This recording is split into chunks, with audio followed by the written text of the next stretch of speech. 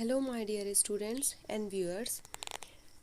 हम question bank discuss कर रहे हैं क्लास 11th की, जिसमें हम सेक्शन बी पर आ गए हैं, जिसमें टॉपिक राइटिंग या आर्टिकल राइटिंग बोल सकते हैं, वो हम कवर कर रहे हैं। इसमें मैं ऑलरेडी एक टॉपिक कवर करा चुकी हूँ, आप चाहें तो देख सकते हैं।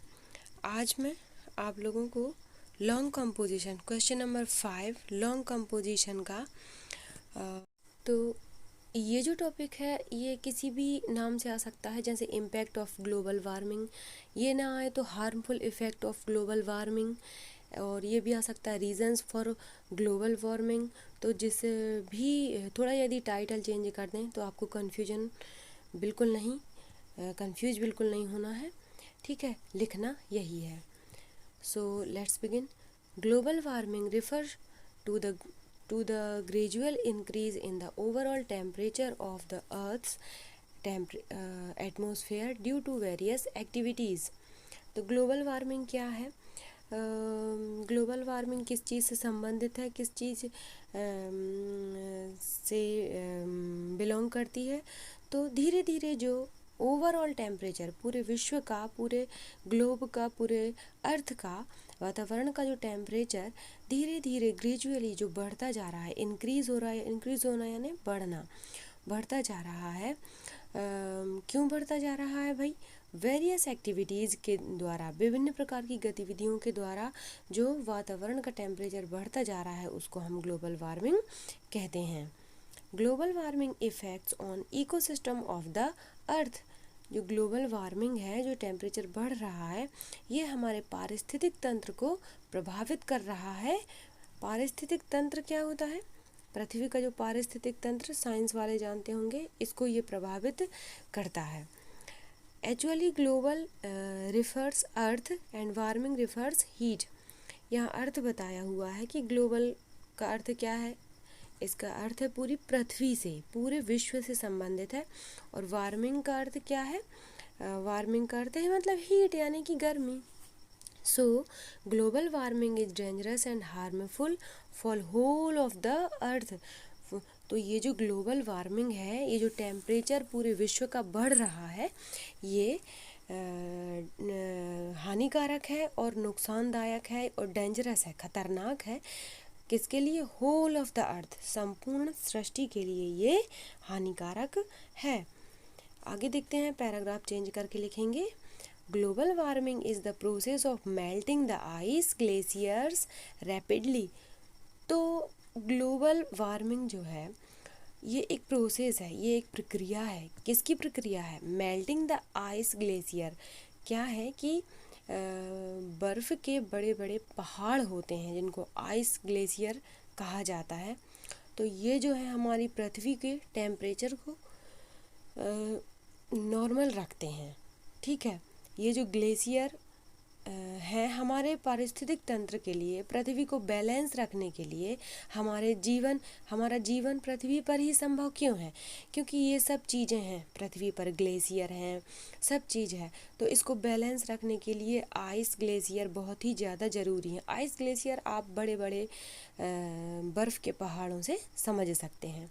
तो ये रैपिडली, बहुत ही जल्दी जल्दी क्या हो रहे हैं? पिघल रहे हैं, मेल्ट हो रहे हैं। तो इससे क्या, टेम्परेचर बढ़ने से भाई मेल्ट तो बर्फ़ होती ही है, तो ये जो पहाड़ हैं ये मेल्ट हो रहे हैं। This is harmful for every creature of the अर्थ। और ये जो मेल्ट हो रहे हैं ना ग्लेशियर, ये धरती पर रहने वाले प्रत्येक जीव के लिए, क्रिएचर यानी जीव के लिए हानिकारक है। आइदर दे आर ह्यूमंस और एनिमल्स, चाहे वो मानव हों या जानवर हों या बल्कि पशु पक्षी हों, कुछ भी हों, पेड़ पौधे हों, सब के लिए ये हानिकारक है। It also causes depletion of natural water sources. और सिर्फ ग्लोबल वार्मिंग से नेचुरल सोर्स जो होते हैं पानी के जो प्राकृतिक स्रोत होते हैं, जैसे कि कुएं में से ऑटोमेटिक पानी आ जाता है, तो वो हम कोई कुएं में भरते थोड़ी ना है, ऑटोमेटिक आता है। तो ये जो नेचुरल सोर्स हैं, ये क्या है?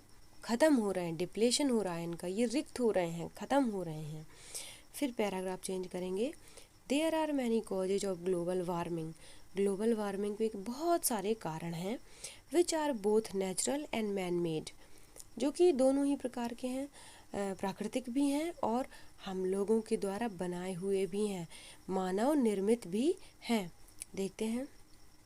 Natural causes include the release of green house gases such as carbon dioxide, methane, nitrous oxide etcetera.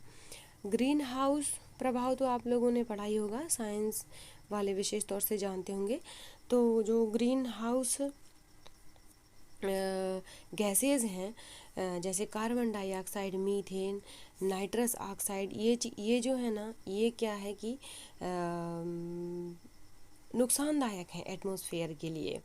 तो ये क्या कर रही हैं, these gases trap the heat from solar radiation. और ये जो गैसें हैं ये सोलर रेडिएशन से, मतलब ये जो सौर विकिरण होता है उससे क्या कर रही हैं, हीट खींच रही हैं, गर्मी को खींच रही हैं, causing an increase in temperature, जिससे क्या हो रहा है, जो टेम्परेचर है, जो तापमान है वो इंक्रीज हो रहा है, बढ़ रहा है। It is also known as the green house effect, और इसको ग्रीन हाउस प्रभाव भी कहा जाता है। इसके बाद आगे देखते हैं। The man made causes of global warming include excessive use of atmosphere and fossil fuels which increase carbon dioxide level. और जो मानव निर्मित जो कारण है ग्लोबल वार्मिंग के, उनमें क्या क्या शामिल हैं, एक्सेसिव यूज़ ऑफ ऑटोमोबाइल्स। तो ये जो वाहनों का बहुत अधिकता से हम लोग यूज़ कर रहे हैं ना, और जो जीवाश्म, फॉसिल फ्यूल क्या होता है, जीवाश्म ईंधन। जीवाश्म ईंधन पेट्रोल वगैरह, डीजल वगैरह हम अपनी गाड़ियों में जो डालते हैं, तो वो क्या करता है, कार्बन डाइऑक्साइड के लेवल को बढ़ाता है। इससे क्या हो रहा है, हमारा पारिस्थितिक तंत्र प्रभावित हो रहा है। इसके अलावा क्या है, beside this the mills, industries, factories and mines also release harmful gases which increase the temperature of the atmosphere. इसके अलावा, बिसाइड यानी इसके अलावा, मिल, जो मिल तो जानते हैं, इंडस्ट्रीज़ भी जानते ही होंगे, फैक्ट्री, माइंस, कोल माइंस वगैरह, और भी न जाने कितनी ही चीज़ों की जो माइंस रहती हैं, और मिल वगैरह जो रहती हैं, इंडस्ट्री वगैरह जो रहती हैं, इनसे कितना धुआं निकलता है, कितनी गैसें निकलती हैं। तो ये जो है वातावरण के लिए क्या है, नुकसानदायक है। ये कैसी गैसों को रिलीज कर रहे हैं, कैसी गैसों को उत्सर्जित कर रहे हैं, हार्मफुल गैसों को, जो कि नुकसानदायक हैं वातावरण के लिए। विच इंक्रीज द टेम्परेचर, और ऐसी गैसें हमारे वातावरण के टेम्परेचर को क्या कर देता है, हाई कर देता है, बढ़ा देता है, इंक्रीज कर देता है। Another most important reason for global warming is rapid deforestation. एक ये बहुत ही महत्वपूर्ण कारण है, इम्पोर्टेंट रीज़न है ग्लोबल वार्मिंग का। क्या है, रैपिड डिफॉरेस्टेशन। तेज़ी से जो जंगल कट रहे हैं, डिफॉरेस्टेशन मतलब क्या होता है, जंगलों का कटना। रैपिड यानी तेज़ी से ये जो जंगल कट रहे हैं, तो ये भी एक बहुत बड़ा कारण है ग्लोबल वार्मिंग का। By which the carbon dioxide level increasing in the atmosphere. Deforestation के कारण क्या हो रहा है कि वातावरण में कार्बन डाइऑक्साइड का लेवल बढ़ रहा है, इंक्रीज होना यानी बढ़ना। Because trees absorbs carbon dioxide and release oxygen. क्योंकि जो पेड़ होते हैं वो कार्बन डाइऑक्साइड ग्रहण करते हैं, खींचते हैं, और ऑक्सीजन को छोड़ते हैं, रिलीज करते हैं। इसलिए क्या हो रहा है कि पेड़ कट रहे हैं तो कार्बन डाइऑक्साइड बढ़ रहा है, क्योंकि कार्बन डाइऑक्साइड लेने वाला कुछ है ही नहीं। हम लोग तो कार्बन डाइऑक्साइड छोड़ते हैं और ऑक्सीजन लेते हैं। आगे देखते हैं। Another reason is that by many human activities ozone layer is depleting day by day. एक अन्य कारण और क्या है इसका, ग्लोबल वार्मिंग का, कि हम बहुत सारी ऐसी गतिविधियां कर रहे हैं जो कि ओजोन परत के लिए नुकसानदायक है। हमारी जो ओजोन परत है वो धीरे धीरे क्षीण हो रही है, टूट रही है। ओजोन परत पृथ्वी के पारिस्थितिक तंत्र को बरकरार रखने के लिए या हम लोगों के जीवन को पृथ्वी पर संभव रखने के लिए, इसके टेम्परेचर को, पृथ्वी के टेम्परेचर को मेंटेन रखने के लिए बहुत ही इम्पोर्टेंट रोल निभाती है।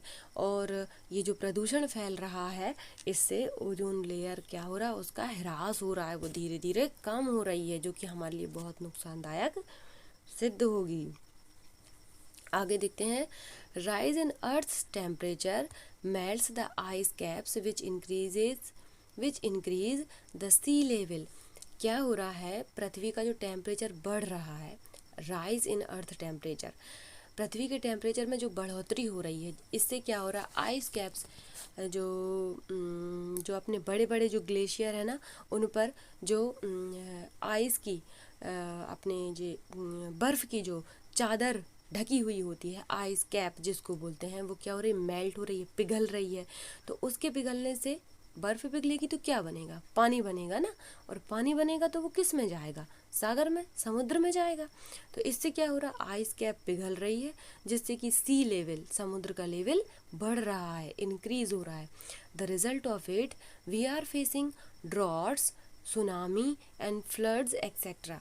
इससे क्या हो रहा है, बढ़ने से अनावश्यक रूप से ये जो जब बढ़ता है सी लेवल, तो इससे न जाने कितने ही प्रकार की वैश्विक समस्याओं का सामना लोगों को करना पड़ता है।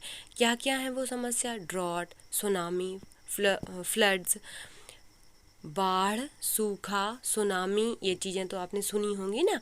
तो ड्रॉट यानी क्या होता है भैया, बाढ़, सूखा, जब बहुत अधिक सूखा पड़ जाता है, बारिश ही नहीं होती, पारिस्थितिक तंत्र डिस्टर्ब हो जाता है, तो वाष्प ही नहीं बनती है पानी की, तो क्या होता है, सूखा पड़ जाता है। सुनामी यानी कि बहुत अधिक बारिश हो जाती, इतनी बारिश हो जाती है कि सब कुछ बह जाता है, तो सुनामी बोला जाता है। फ्लड्स यानी कि बाढ़, अधिक बाढ़ आ जाती है।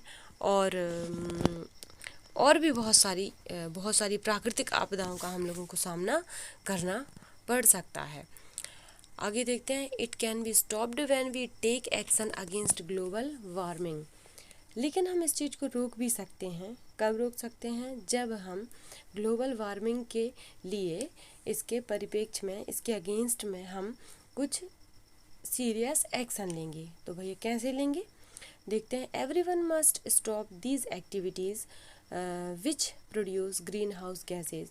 हम सब लोगों को, प्रत्येक व्यक्ति को, वो उन सारी गतिविधियों पर रोक लगानी चाहिए जिनसे कि ग्रीन हाउस गैसें बढ़ रही हैं, जो कि ऐसी गैसें बढ़ रही हैं जो हमारी पृथ्वी के लिए नुकसानदायक हैं, एटमॉस्फेयर के लिए नुकसानदायक है। बाय सेविंग इलेक्ट्रिसिटी यूजिंग, अच्छा यहाँ बता रहे हैं कि क्या क्या हम कर सकते हैं। बाय सेविंग इलेक्ट्रिसिटी, बिजली की बचत से। Using public transport when possible, और जब संभव हो तो पब्लिक ट्रांसपोर्ट का यूज़ करना चाहिए। देखो, पब्लिक ट्रांसपोर्ट में उतना ही डीजल पेट्रोल, उतना ही प्रदूषण होगा, तो उसमें तो हो ही रहा है, चाहे उसमें 2 लोग बैठ के जाएं, चाहे 10 लोग बैठ के जाएं। और हम यदि पर्सनली अपने व्हीकल यूज करेंगे तो उससे भी प्रोड्यूस होगा प्रदूषण। तो बेटर है कि जब संभव है तो हम पब्लिक ट्रांसपोर्ट का यूज करें।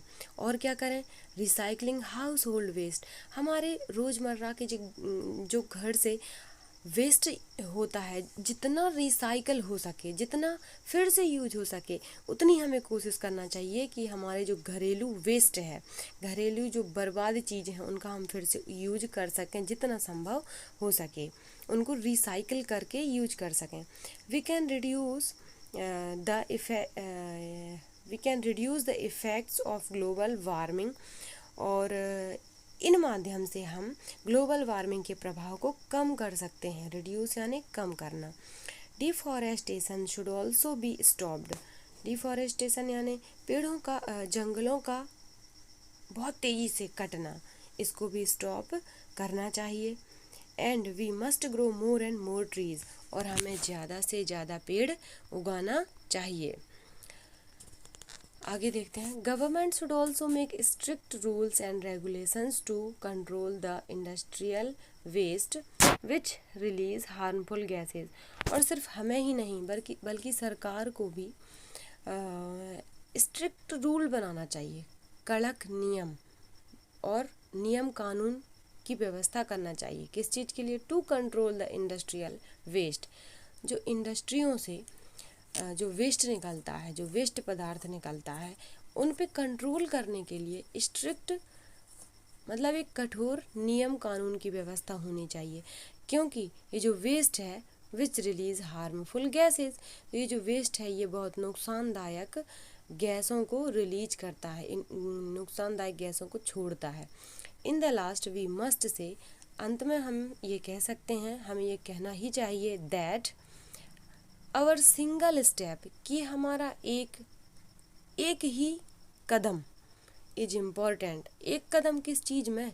ग्लोबल वार्मिंग को रिड्यूस करने में हमारा एक ही कदम is important for reducing the global warming. हम लोगों को ऐसा लगता है कि अरे हम अकेले क्या करेंगे, हम अकेले थोड़ी ना ग्लोबल वार्मिंग को रोक सकते हैं, तो ऐसा बिल्कुल नहीं है। हम एक सिंगल व्यक्ति भी अगर एक स्टेप उठाएगा तो सोचिए, प्रत्येक सिंगल व्यक्ति अगर एक स्टेप उठाने लगा ग्लोबल वार्मिंग को रोकने के लिए, तो हम सारे ही लोग एक एक स्टेप उठाएंगे तो हम ग्लोबल वार्मिंग को